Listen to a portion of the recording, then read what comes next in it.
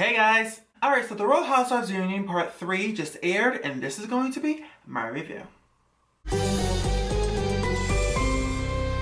let me first apologize for not doing the Part 2 review last week. I had a family emergency, and by the time that I watched the second part of the reunion, it was like later in the week, and I knew that nobody was checking for my videos. But hey, I'm only doing this review for the 10 people who watch my videos. Alright, so part 3 opened up with Teresa saying that if Joe is deported to go to Italy, that she will divorce him, which the ladies were like somewhat surprised by it, but I wasn't. I don't know why they were surprised. I don't know if it was like Bravo's bad editing, but when I watched the season, it just appeared that Teresa was like really over Joe. It just seemed like she really enjoys her independency. I think that she really dislikes being alone, in all honesty. I think that she just likes doing her own thing. And so I think that, like, when she said it, like, she didn't have to say it, like, she didn't even have to announce it at this reunion. I already suspected it. Even if he stays in America, I think that they're not going to stay together. I think that Teresa really is upset that she had to go to jail because of him, that she lost family time because of him. And, like, look, if I was married to a man, let me tell you this right now. If I was married to a man and who did the same thing that Joe did to Teresa, I would divorce my husband faster than Teresa could spell napalm.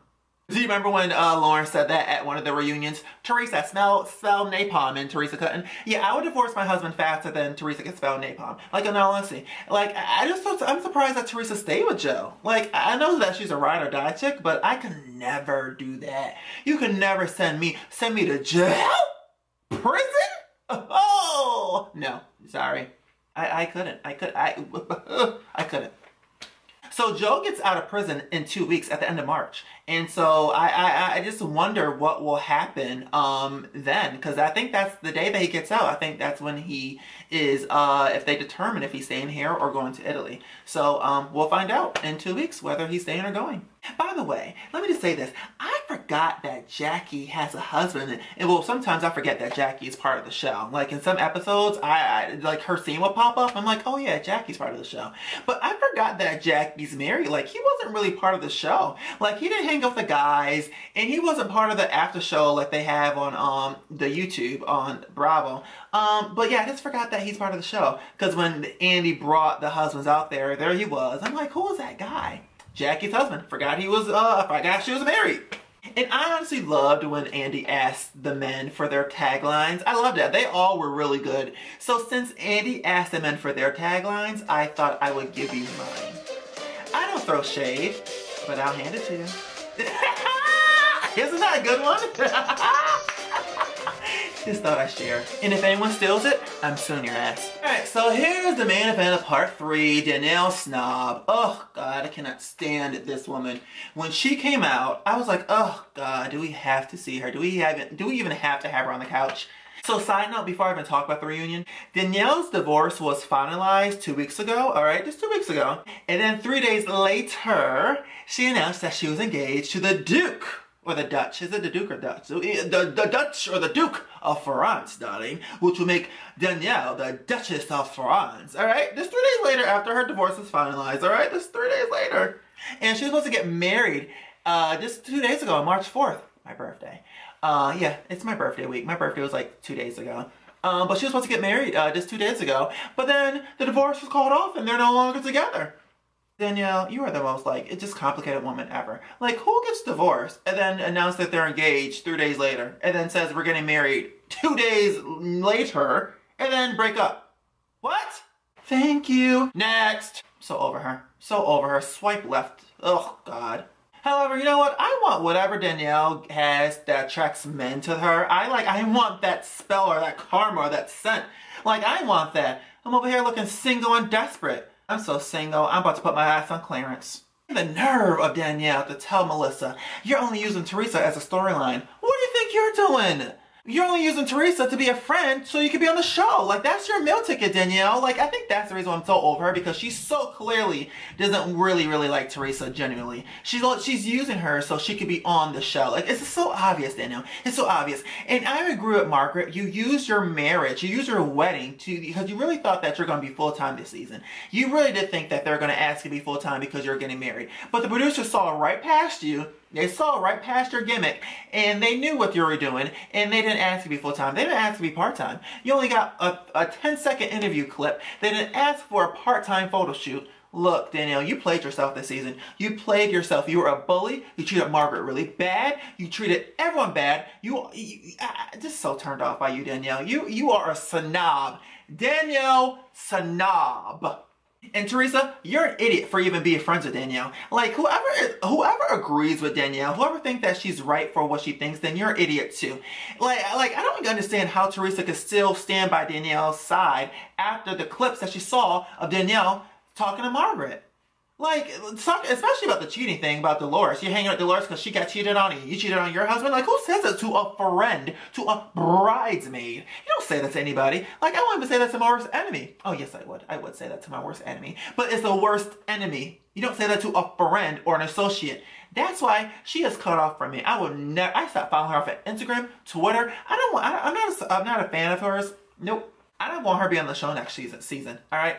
I don't want Bravo to support that woman. I don't. And that's sad because I really was a fan of her season 2. Like, to me, she was comical season 2. Like, she was crazy, but I thought that really the producers and the ladies made her crazy. But no, clearly you are just insane. You don't know how to keep you don't know how to keep friends. Like, and I thought it was weird. And you know, I really thought it was weird that she didn't have one friend in her wedding. Like, she had all her bridesmaids were cast members that she only met the year prior. That's weird to me. That is so weird to me. It's weird. You clearly thought that they were going to ask you to be full-time, Danielle. And you thought wrong. You thought wrong. That necklace thing you gave Teresa a necklace was so weird. Like, D and T. Like, that is just so weird. Like, everybody's face is like, what the fucking fuck? Like, I just don't get Danielle. So, Danielle, did you give Teresa that necklace so you could be like, don't forget about me next season. I'm going to be your friend next season, right, girl? D&T, girl, D&T. Like, it was just so, like, that's the vibe I got, that you were just trying to, like, bribe your way into being known next season. But I don't think that they want you back next season, Danielle. I think Bravo's over you, sweetie. I don't think you'll be around much longer. I don't. Then did you see Danielle's face when Jennifer gave Teresa her gift? Like, Danielle was pissed. She was like, bitch, what you do? This is my scene. What you doing? Like, Danielle was not happy that she was the only one giving Teresa a gift. And by the way, why was everyone giving Teresa a gift in the first place? Like, I was like, why is Teresa getting 2 gifts? I didn't understand that at all. I didn't understand that. But I did like the end when all the ladies bought Andy that little baby shower, that little car for his baby. I thought that was really cute. But what I thought was the cutest was their advice to give to Andy. And the best advice to me was Jennifer's advice about buying a red balloon. Because you might have a girl who wants a blue balloon, and you might have a boy who wants a pink balloon. And I thought that was a really, really good, like, you know, just get a red balloon. Just get a red balloon. It would solve all the answers. I like that, and I'm gonna keep that in the back of my mind for whenever I have kids. Hopefully, sometime soon. First, I gotta get a man. So hopefully that'll be soon too. Please, please, please, God. I thought that season 9 was gonna be a sucky season because season 8 sucked. And I just thought that Jersey was like, I thought Jersey lost its spark. I thought that it was gonna go downhill. I didn't think that it would ever be a good show. And I'm just really surprised that season 9 was really, really good. I think that this cast, like I said, I told you before, I think that this is a cast that, it does it. I don't think that we need any new additions. I don't think that we need to get rid of anybody. Well, besides Danielle. I know that there's a rumor that Caroline Manzo is coming back on the show. I don't believe that she's coming back on the show.